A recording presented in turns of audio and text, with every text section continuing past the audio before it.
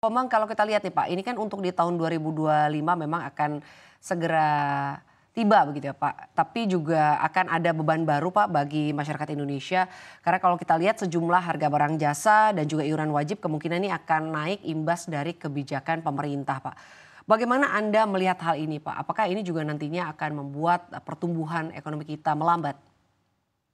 Ya, tentunya peran dari konsumsi rumah tangga dalam pertumbuhan ekonomi kita, pertumbuhan PDB kita itu sangat dominan ya. Sehingga apapun yang mengganggu daya beli itu akan juga bisa berpengaruh negatif terhadap pertumbuhan konsumsi dan ujungnya berpengaruh negatif terhadap pertumbuhan ekonomi.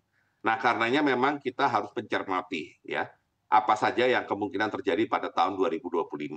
Kalau saya mulai dengan PPN, PPN itu sejauh yang saya pahami itu kan satu paket ya. Artinya PPN naik karena pemerintah ingin mengkompensasi kemungkinan penurunan penerimaan perpajakan dari penurunan tarif PPh Badan ya. Karena saat ini kan PPh Badan kita 22% dan dalam undang-undang Omnibus kemarin mau diturunkan lagi menjadi 20%. Tujuannya adalah agar iklim investasi di Indonesia masih bisa bersaing dengan negara-negara tetangga yang kebetulan PPh badannya lebih rendah. Ya. Nah, karena PPh badannya ingin diturunkan, padahal PPh badan itu adalah sumber penerimaan terbesar dari penerimaan pajak kita, maka kompensasinya adalah PPN yang awalnya 10% naik menjadi 11% ketika PPh badan turun 22%, dan ketika PPh badannya menuju 20%, PPN-nya yang naik 12%. Nah, berarti nanti tergantung pada pemerintahan baru ya untuk memutuskan apakah yang sudah tertera dalam undang-undang itu akan dieksekusi atau tidak. Nah, kalau pandangan saya pribadi melihat kondisi yang memang masih berat ya, maka tentunya saran saya adalah kenaikan PPN-nya ini bisa ditunda dengan juga menunda penurunan PPh badan sehingga di satu sisi bisa menjaga daya beli masyarakat, di sisi lain tetap bisa menjaga kestabilan dari penerimaan negara sendiri ya, karena saya yakin penerimaan negara itu sangat dibutuhkan untuk menjamin APBN 2025 itu bisa dilaksanakan.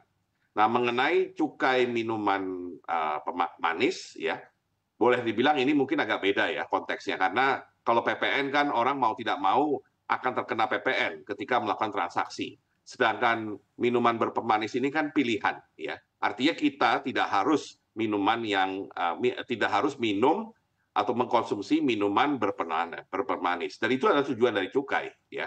Tujuan dari cukai adalah menjaga atau mengendalikan konsumsi jangka pendek untuk kepentingan jangka panjang ya, supaya kita lebih sehat dan juga kita mempunyai pola konsumsi yang tentunya juga sesuai dengan daya beli kita. Ya, jadi saya menganggap bahwa yang lebih penting adalah PPN tadi, karena itu mencakup seluruh transaksi dalam perekonomian. Nah, kalau yang lain-lain mengenai iuran BPJS dan segala macam serta mungkin LPG bersubsidi dan seterusnya, kalau saya berpendapat memang penanganan mengenai daya beli masyarakat secara umum ya, atau tepatnya subsidi kepada masyarakat itu memang tidak bisa semuanya berdimensi jangka pendek dengan hanya sekedar menambah subsidi atau mengurangi subsidi.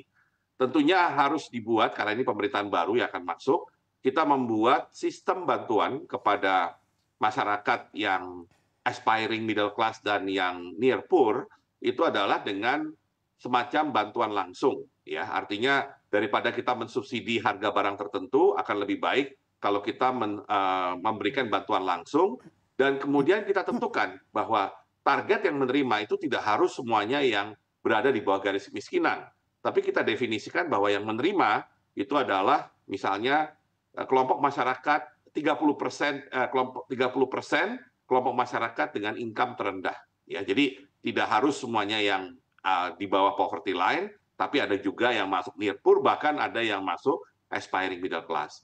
Nah, kalau uang ini bisa dialihkan, karena subsidi itu jumlahnya cukup besar, dialihkan menjadi yang langsung, maka ini dengan sendirinya langsung bisa mendorong daya beli dari masyarakat, khususnya di kelas near poor dan di aspiring middle class. Jika kita membahas mengenai PPN Pak yang 12%, memang ini kan akan segera diberlakukan.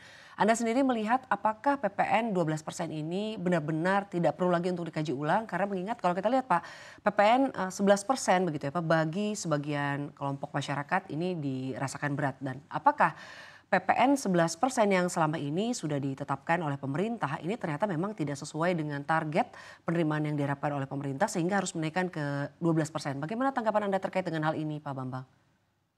Ya, pertama kita harus lihat dari dua aspek ya. Kalau dilihat dari aspek keadilan, sebenarnya saya pribadi sebagai mantan Menteri Keuangan kurang setuju dengan ide waktu itu untuk mengurangi pajak badan, ya PPh badan, dengan kompensasinya menaikkan PPN. Ya, karena bagi saya kalau kita menurunkan PPh badan, maka yang mendapatkan manfaat adalah ya mohon maaf ya pengusaha-pengusaha menengah besar. Sedangkan kalau kompensasinya kenaikan PPN itu akan mengena kepada seluruh masyarakat, ya seluruh penduduk Indonesia yang melakukan transaksi ekonomi, ya tidak peduli apakah dia kelas yang paling atas atau kelas yang paling bawah. Jadi memang secara prinsip sebenarnya saya kurang setuju. Tapi karena sudah dilakukan, ya dan kebetulan itu dinyatakan dengan suatu tahapan, ya jadi PPN-nya naik dari 10 ke 11 mengkompensasi penurunan PPh badan 25 ke 22, kemudian 11 ke 12 untuk mengkompensasi penurunan dari 22 ke 20, maka ya menurut saya pemerintah yang akan datang paling tidak 2025 menurut saya masih punya opsi kok ya untuk menunda ya. Jadi tidak mengatakan tidak mengeksekusi tapi menunda pelaksanaannya ya. Berarti untuk menjaga kestabilan penerimaan negara, penurunan PPh badannya juga perlu ditunda ya. Kalau kemudian perusahaan merasa atau pengusaha merasa bahwa penurunan PPh badan itu seharusnya tetap dilakukan, ya tentunya kita bisa punya argumen bahwa pemerintah sudah banyak memberikan insentif pajak, ya apakah itu tax holiday ataupun tax deduction kepada pengusaha-pengusaha yang bergerak di bidang-bidang tertentu. Ya, jadi artinya bukan berarti pemerintah tidak memperhatikan ya daya saing dari investasi perusahaan di Indonesia, tapi kita sudah punya fasilitas itu, ya dan jangan kemudian yang menjadi korbannya itu adalah masyarakat banyak yang harus menanggung PPN lebih besar. Ya, jadi itu adalah prinsip yang sebenarnya dulu saya terapkan waktu masih Menteri Keuangan, ya. Tapi kemudian akhirnya diputuskan seperti itu berapa tahun kemudian. Nah, dari situ kemudian kita juga melihat bahwa struktur penerimaan negara kita itu rentan, ya, karena sangat bergantung atau sangat ini istilahnya, sangat cyclical, ya, sangat tergantung kepada kondisi ekonomi, yaitu terutama harga komoditas. Ya, kenapa? Karena yang paling besar itu PPh badan, nomor dua adalah PPN, dan dua jenis pajak ini sangat terpengaruh dengan kondisi ekonomi. Kalau kondisi ekonomi lagi bagus, pasti PPN naik, ya, PPN bagus maksudnya penerimaannya, dan PPh badan juga pasti bisa di atas target. Tapi kan kondisi ekonomi tidak seperti itu terus, ya. Ada up and down, ya. Ada siklus yang menyebabkan kadang-kadang penerimaan pajak malah di bawah target. Jadi memang di satu sisi penerimaan negara pun strukturnya harus diperbaiki dengan mengandalkan yang namanya PPh perorangan, seperti layaknya penerimaan pajak di negara-negara maju yang tidak bergantung kepada hal-hal yang cyclical, tapi bergantung kepada sesuatu yang lebih permanen, lebih tetap. Dan itu yang lebih sehat sebenarnya. Sehingga tidak perlu kemudian masyarakat direpotkan dengan kenaikan pajak yang basisnya adalah transaksi langsung. Baik, artinya menurut pengamatan Anda untuk kenaikan PPN 12% ini apakah memang perlu dikaji ulang lagi Pak seiring dengan kalau kita lihat daya beli masyarakat saat ini yang memang tengah menurun? Ya, artinya pemerintah baru punya opsi menurut saya untuk menunda, ya. Dan tentunya harus dilihat dulu, ya, apa manfaat dari kenaikan PPN ini dibandingkan penurunan PPh badannya, ya. Karena memang untuk mengatasi masalah pelemahan daya beli kelas menengah ini, satu aspek yang tadi saya belum sempat sampaikan adalah pemerintah harus lebih giat untuk memastikan realisasi dari investasi.